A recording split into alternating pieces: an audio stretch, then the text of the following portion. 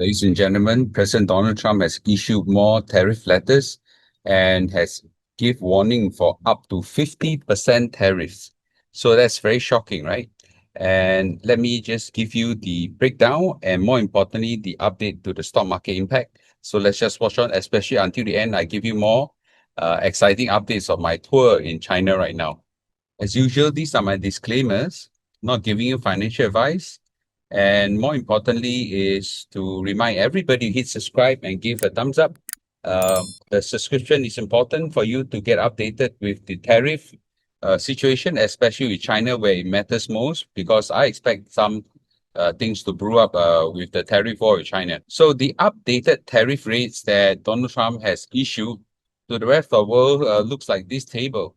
So we have got a 20% right now on Philippines and a 25% on Brunei. Now, Brunei, such a small country, I don't know why they issue it. Moldova, another small country, okay. The rest have been more or less issued. Tunisia is a new one. There's some African country, Iraq also get issued as well, and South Africa. 30%, 32% Indonesia, 35% of Bangladesh and Serbia, 36% of Thailand, Cambodia, 40% of Myanmar and Laos, and 50% on Brazil, right? So let's just watch and see how it goes. So Donald Trump issued a 50% tariff on Brazil, but it's got nothing to do with trade deficit or trade barriers that he has with Brazil. That's more political. So Donald Trump threatened 50% tariff from Brazil if it doesn't stop the Bolsonaro witch hunt trial. So President Donald Trump issued this warning that he gave to the existing country's president, Luis, in this letter to Luis Lula da Silva, which is the existing country's president. Lula is currently right now alleged by Donald Trump to do a witch hunt on the former right-wing president. So the former right-wing president who has bragged about his closeness with Trump is facing trial for allegedly attempting a coup against Lula. So the previous president is trying to overthrow, allegedly trying to overthrow the existing president, and therefore the existing president is doing a witch hunt on him. So Lula vowed to reciprocate if Trump follows through with his threat. So he said that Brazil is a sovereign country with independent institution and will not accept any form of tutelage. So unlike the 21 countries that have received letters from Donald Trump, Brazil not set to face reciprocal tariff in April. Goods from there has been tariffed at the minimum of 10%. And strangely, it has gone up to 50% for political reason. And I think Trump really, in this aspect, really kind of loyal to his close allies, right? In terms of individual, not so much with countries. I'm surprised that he actually takes concern over a former president, which have no influence to my opinion. And Donald Trump is famous for burning bridges with their allies. So I don't know what's his purpose of doing that. So unlike the other 21 country, the US ran a $6.8 billion trade surplus with Brazil last year, meaning that the US exported more goods to Brazil than it imports from there.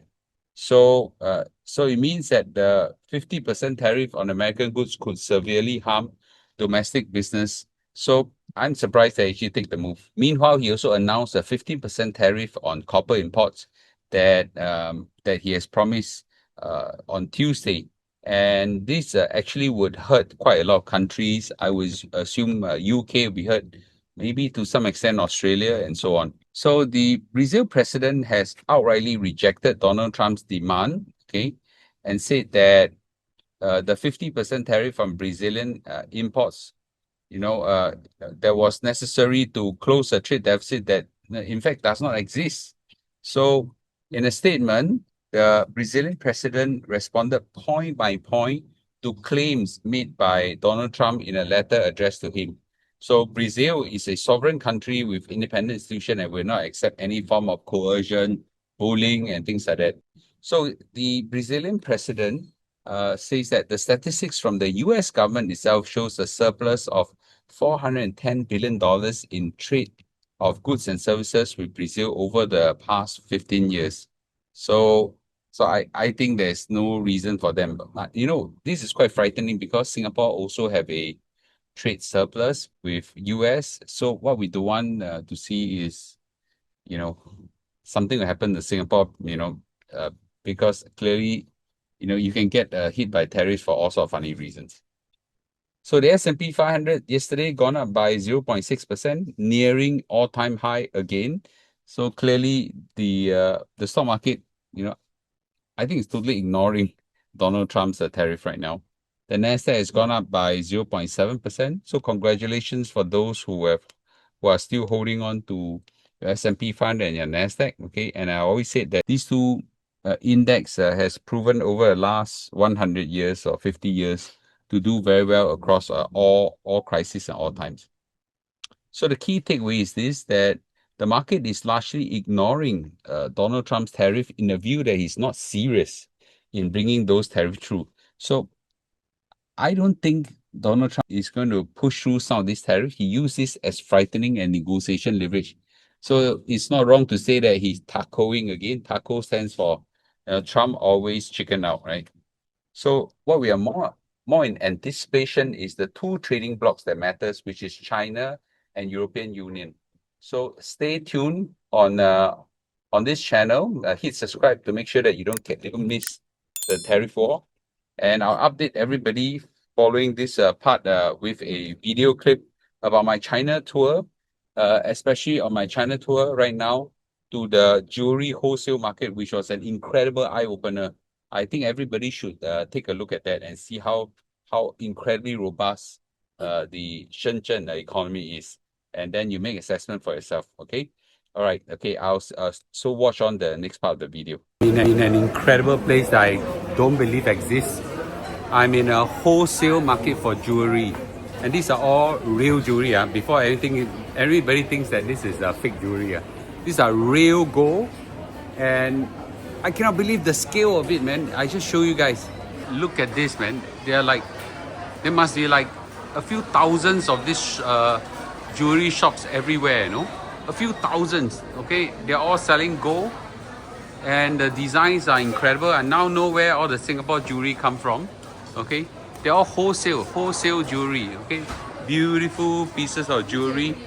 I don't know the price yet, but they're like, you know how big this place is?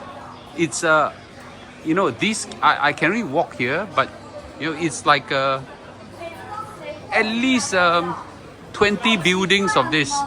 Yeah, I was like just super shocked. All the designs are really incredible, okay?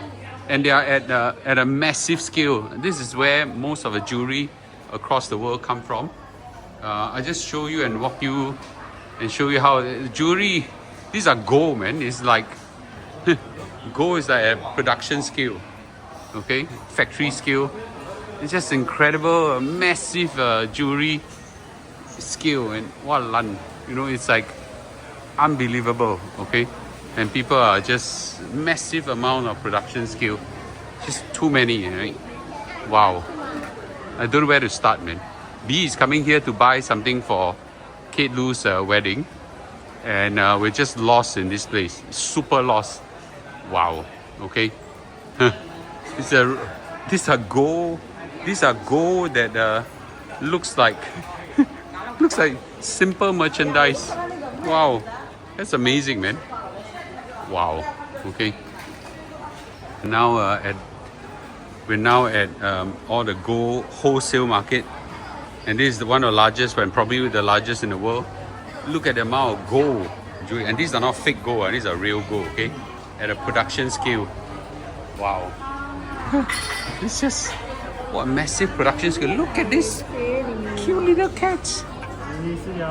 Wow. 兄弟，这是什么金啊？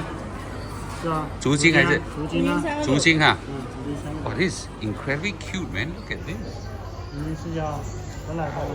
Okay. I think B will have a great time here, man. Yeah, I think she's gonna lift up the. She's gonna clear. Wow, just look at all this. She's gonna clear a bank account buying all this. This is what she really likes, man. Wow, it's a massive scale, massive scale. Wow. Wholesale.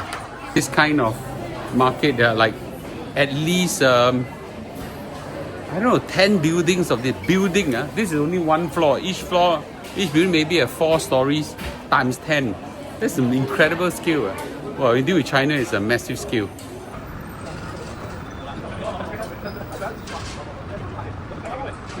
After walking around this place for an hour plus, looking at wholesale gold, diamonds, and other jewelry, I came to the conclusion that the prices that we have here are not very far away from what we sell from Taka jewelry.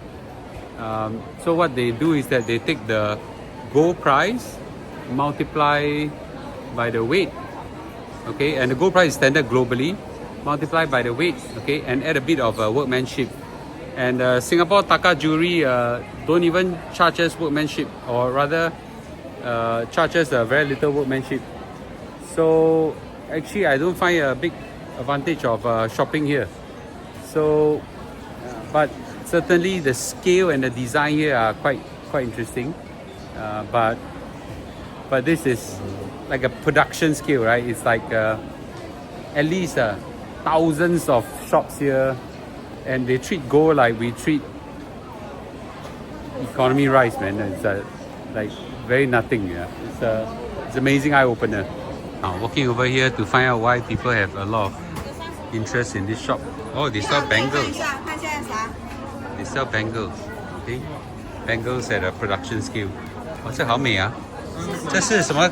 这是足金吗？对对，都是足金啊。These are pure gold, 999.9 gold. Okay. Wow. See so many. The Chinese are insanely hot about gold, man. Look at the crowds around here. Like buying gold, like they don't. Like buying gold, like they don't cost a single cent. Walao. I see until my head just very heavy right now.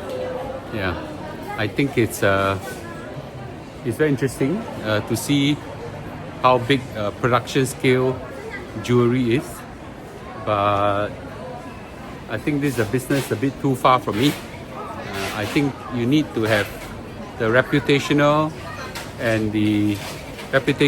level and